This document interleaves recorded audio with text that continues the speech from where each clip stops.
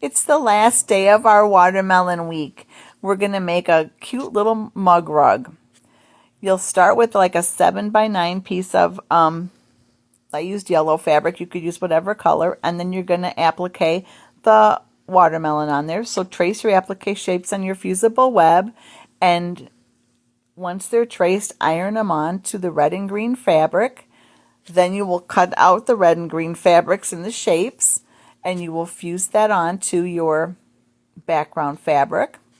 And then put a little rickrack around it. This is you score the back of the fusible web and it comes off really easy. Put a little rickrack in the middle, go around it. Then I drew on my little seeds, quilted around it, and did a little binding.